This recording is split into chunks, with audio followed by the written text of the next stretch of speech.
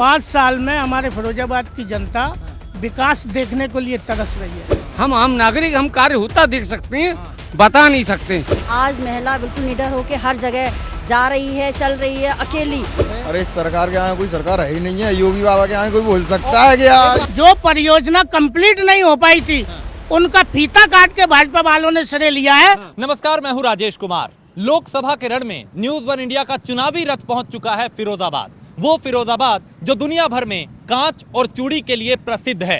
फिरोजाबाद का मूड क्या है, फिरोजाबाद के मुद्दे क्या हैं और फिरोजाबाद के लोग क्या कह रहे हैं, इसके पे बात करेंगे। लोगों के बीच जाएंगे और लोगों से ही जानेंगे कि आखिर इस चुनाव में फिरोजाबाद का मूड क्या है।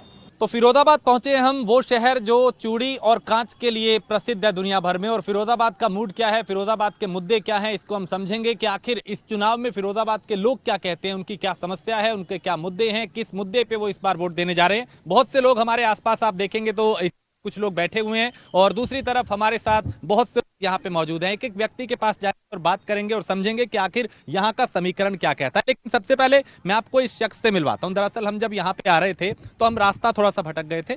हमने इनसे पूछा यहाँ का रास्ता नाम लेके के इस पार्क में कैसे पहुंचे, तो ये खुद आए और यहाँ तक हमें लेके आए हैं। इसलिए सबसे पहले इन्हीं से जानते हैं कि यहाँ का मुद्दा क्या है। क्या नाम है आपका और क्या मुद्दा यहाँ का नजर? अमित राठौर। अमित राठौर, क्या इस चुनाव में होने जा रहा है? जो चुनाव होना है अच्छा होने जा रहा है। मैं तो बदलाव देखा है।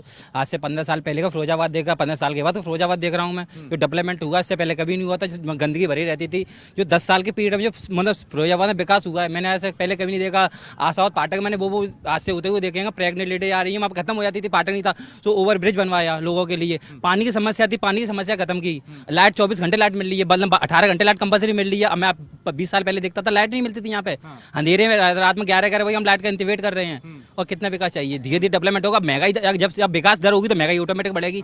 जब विकास करेंगे तो पैसा कहाँ से आएगा? जब जनता को विकास चाहिए, महंगाई नहीं चाहिए। सरकार अपने घर से तो पैसा बना के नहीं लाएगी। चाहिए तो मतलब किसी न किसी से कॉन्फ्रेंस करेगी ना। पैसा कहाँ से आएगा विकास करने के लिए? वो भी पैसा चाहिए ना। बदलाव हुआ है फिरोजाबाद में पिछले कुछ सालों में। देखिए, पिछले 5 सालों में जो हमारे यहाँ सांसद हुआ करते थे श्री चंद्रसेन यादव जी, उनको शायद यहाँ जितनी भी जनता खड़ी है इनमें से किसी एक आध व्यक्ति ने उन्हें देखा होगा। उन्होंने कभी क्षेत्र में आने का काम नहीं किया और ना ही कोई फिरोजाबाद के अंदर विकास किया है। 5 साल में हमारे फिरोजाबाद की जनता विकास देखने को लिए तरस रही है। कोई विकास नहीं हुआ। फिरोजाबाद में रोजगार बिल्कुल नहीं बचा है। व्यापारी जैसे खुदरा व्यापारी है, खुदरा व्यापारी विगत 2 वर्ष से निरंतर ईस्ट इंडिया कंपनियों का विरोध कर रहा है और ईस्ट इंडिया कंपनी वालों को सरकार घुसने का मौका दे रही है, यानी घुसेड़ ही दिया है हमारे देश और प्रदेश के अंदर। और ईस्ट इंडिया कंपनी वालों ने खुदरा व्यापारी को भुखमरी की कगार पर लाकर खड़ा कर दिया है। आप देखिए, ऑनलाइन व्यवस्था जो सरकार ने दी है उसकी वजह से हमारे लोकल का जो व्यापारी है उसके यहाँ ग्राहक नहीं जाता है और उसकी रोटी चलाना भी मुश्किल हो रहा है। और लोग कहते हैं कि विकास हो रहा है इस सरकार में, हम नहीं मानते हैं कि विकास हो रहा है। नहीं, आप ही के साथ एक युवा भी खड़े हैं। देखिए, उन्होंने कई बातों का जिक्र किया। देखिए, वो विकास हुआ विकास क्यों नहीं हुआ? विकास हुआ है। पूछिए ना, सांसद जी कितने दिन इन्होंने देखे अपने मोहल्ले में, अपने क्षेत्र में? हमें सांसद हमें काम तो फिर भी हुआ है। सांसद का ना होने से ना हो, काम तो हुआ है ना। कितना दिन देखा है? कितना दिन देखा है? आप पूछिए कितना काम हुआ है? अरे सांसद जी का गली गली में घूमेंगे, काम तो हो ही रहा है। हाँ, जरूरत है तो आते भी है, ऐसी बात नहीं है। घर घूमिया तो सांसद जी आए। इनको जो कहना है इनसे ये पूछिए, आज से 9 साल पहले, अब जी 5 साल पहले सॉरी, समाजवादी पार्टी के अच्छे यादव जी थे, वो कितनी बार आ गए थे? देखिए, समाजवादी पार्टी के जो अक्षय जी पूर्व में सांसद थे, आप लोग शायद इस बात को याद भूल गया आपको कि उस अभी सांसद जी जो हैं 5 वर्ष उससे पहले के कार्यकाल में फिरोजाबाद की जनता पानी के लिए बूंद बूंद के लिए तरस रही थी और बाल्टियां लेकर हमारे शहर की महिलाएं दूर दूर तक पानी भरने जाया करती थी और इससे बड़ी खामियां परेशानियां उठाना पड़ता था। लेकिन अक्षय यादव ने फिरोजाबाद की जनता का दर्द समझा और जेडा झाल परियोजना लाकर फिरोजाबाद के लोगों को पानी देने का काम किया है। ठीक है, सही कह रहे हैं। परियोजना तो नहीं की थी मगर लागू तो जा सरकार में वही थी भाजपा की में। और जो नारी सुरक्षा थी, नारी जो जाती थी रात में उन्हें लूट लेते थे और चाकू दिखा के पैसे छीन लेते थे, गुंडागर्दी थी, वो सब खत्म है। और विकास चारों तरफ विकास हो रहा है। ठीक ठीक ठीक। ये गुंडागर्दी खत्म हुई है, एक ये मसला है। गुंडागर्दी तो खत्म हुई है, मगर महंगाई बहुत बढ़ गई है, बेरोजगारी ज्यादा है, बेरोजगारी ज्यादा है, बेरोजगारी ज्यादा। आप क्या लगता है यहाँ के अगर मुद्दे की बात करें तो? देखिए, समस्याओं वाली बात है, सरकार किसी की भी आए, अगर कोई समस्या मेन रूप से सामने आती है तो उस वक्त का प्रतिनिधि कार्य जरूर करता है। अब एक बात यह है कि जादौन जी दिखाई नहीं दिए, लेकिन जादौन जी दिखाई नहीं दिए इसका मतलब ये नहीं कार्य नहीं हुआ। उनके प्रतिनिधि गली गली में घूमते थे, समस्याओं को सुनते थे और सांसद निधि से कार्य होता था। अब जो लोग ज्यादा राजनीतिक नहीं है, आम नागरिक है, मेरी तरह, इसी बीच में कोई पूछेगा बताइए कौन कौन से कार्य हुए, तो ये हम कैसे बताएंगे? हम आम नागरिक, हम कार्य होता देख सकते हैं, बता नहीं सकते। कुछ महिलाएं भी हैं, उनसे महिला सुरक्षा को लेकर बात करेंगे, क्योंकि ये एक मुद्दा राष्ट्रीय स्तर पे भी खूब उठता है और क्षेत्रीय यानी अगर उत्तर प्रदेश के संदर्भ में देखें तो उसको लेके खूब यहाँ पे ढोल पीटा जाता है कि महिलाएं सुरक्षित हैं, सुरक्षित एक माहौल दिया है। हम इन्हीं से बात करते हैं, समझते हैं। चुनाव सामने है मैडम, क्या लगता है, क्या महिला सुरक्षा को लेके पहले में और अब में कोई अंतर आया?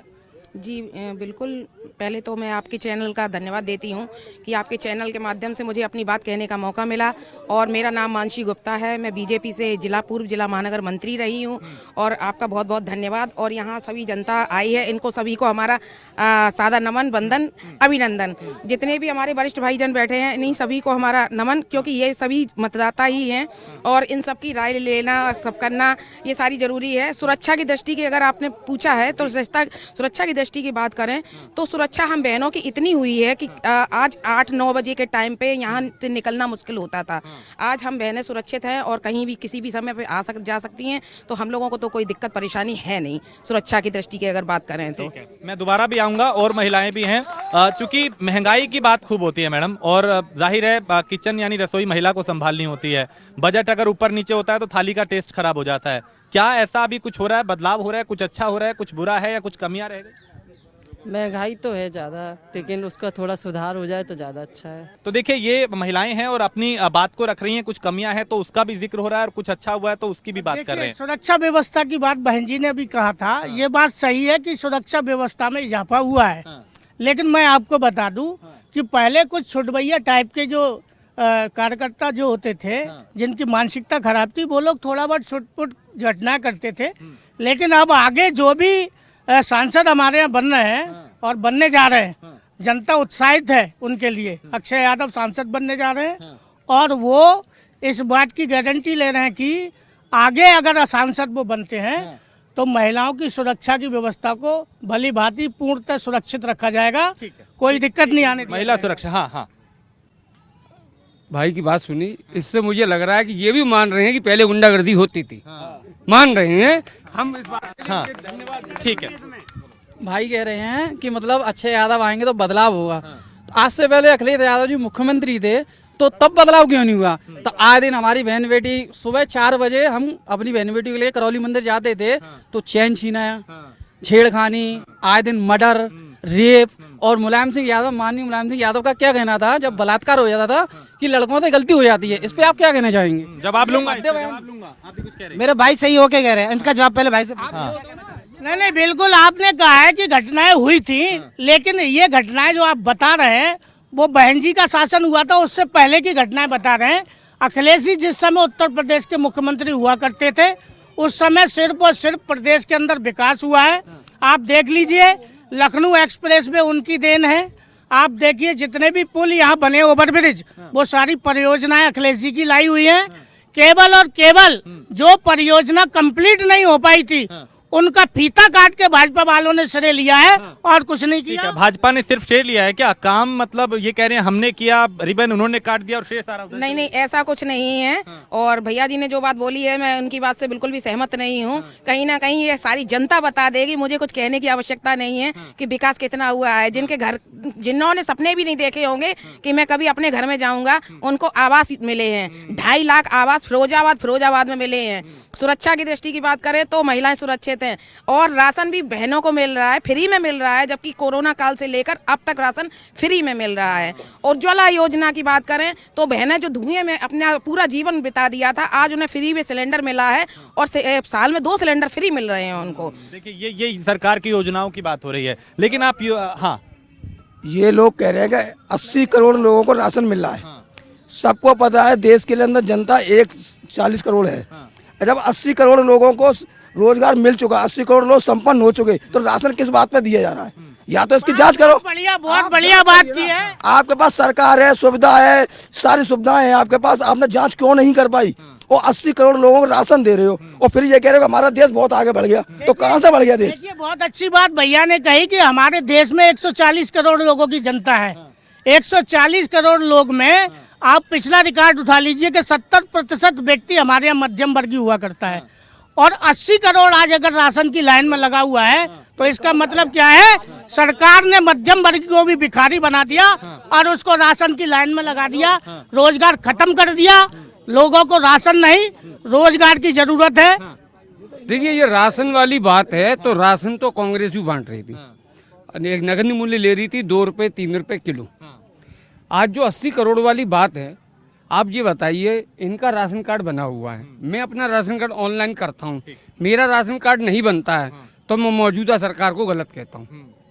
सरकार ये कह रही है भाई ये बंदा हमारे पास आया है, ये हमसे कुछ कह रहा है कि मुझे राशन की जरूरत है, वो राशन बना रही है।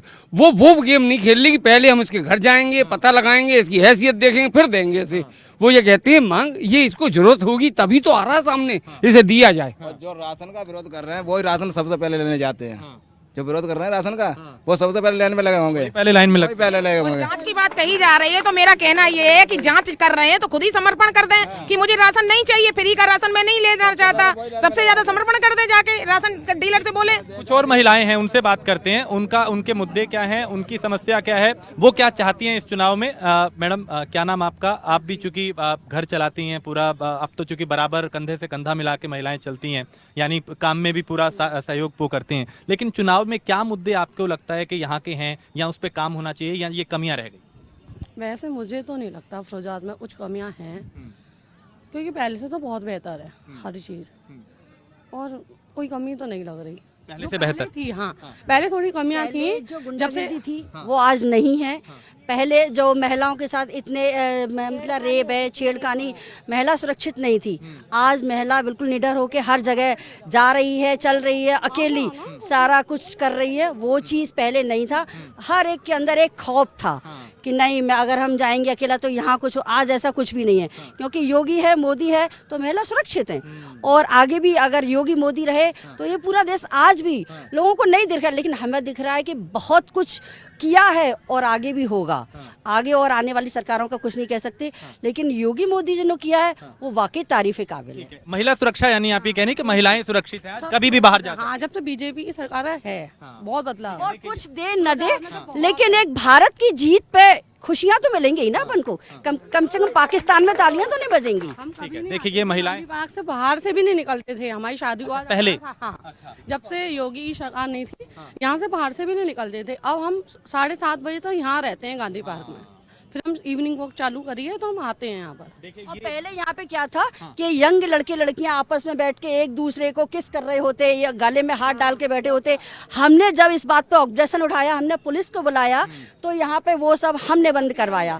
हमने कहा ये पार्क का माहौल है, हम यहाँ आते हैं, हम इसमें गंदगी नहीं फैलने देंगे, क्योंकि हमारी बहन बेटियाँ आती हैं, सब ये सब देखेंगे हमारे बच्चों पे क्या असर पड़ेगा। हमने पुलिस से कंप्लेंट की, ये सब माहौल हमने इस पार्क का खत्म कर दिया। ठीक है, ये देखिए महिला सुरक्षा को लेकर जब बात होती है तो आपने सुना उन महिलाओं को जिन्होंने कहा कि पहले घर से बाहर, यानी इसी पार्क के बाहर 5 बजे के बाद निकले नहीं जा सकता था, लेकिन आज हालात ऐसे हैं कि रात को भी वो अपने परिवार के सदस्यों के साथ या अकेले भी यहाँ पे वॉक पे आ सकती है। माहौल सुरक्षित है। जी ने बिल्कुल कह रही है, बिल्कुल ठीक कह रही है, लेकिन मैं आपको एक बात और बता दूं कि जब अखिलेश जी यहाँ उत्तर प्रदेश के मुख्यमंत्री हुआ करते थे, तभी 190 वुमेन पावर लाइन, उनको इससे मतलब नहीं है। देखिए उनको तो ये मतलब है कि हम सुरक्षित है या नहीं। महिला 101 सुन लीजिए, महिला सुरक्षा के लिए ये सारी प्रक्रिया की गई थी और ये सारे जो सिस्टम बनाए गए थे महिलाओं की सुरक्षा के लिए ही बनाए गए थे, जो आज भी यूज हो रहे हैं। 190 वुमेन पावर लाइन यूज हो रही है, 108 एम्बुलेंस यूज हो रही है। ऐसी अनेकों योजना अखिलेश जी के समय पर आई थी। और मैंने अभी क्या कहा था कि काम समय की तो वो बात कर रही हैं कि पहले हालात क्या थे अभी क्या है। परियोजना लाए अखिलेश जी हैं। हाँ। तो फिर पहले क्यों नहीं हुई महिलाओं की सुरक्षा? पहले क्यों नहीं हुई? पहले क्यों नहीं हुई? मैं ये कहना चाहता हूँ, जैसे कि मान लो सही बात कह रहे हैं, 100 जो अखिलेश यादव ने चलाई थी, पर यदि 100 करना क्या, जो फोन करो आती नहीं है। बताइए, वो कह रहे हैं फोन करो तो वो आती नहीं थी, डायल 100 डायल 112। देखिए आज स्थिति ऐसी है, 112 नंबर बदल के 100 नंबर को 112 कर दिया है। मैं व्यापारियों का भी लीडर हूँ फिरोजाबाद में, और कई जगह व्यापारियों के साथ घटना होती है तो 112 पर अगर व्यापारी फोन करता है तो घंटों के हिसाब से उसकी बात भी नहीं हो पाती है। कोरोना काल में मैं साक्षात हूँ, कोरोना काल में मैं हार्ट पेशेंट हूँ।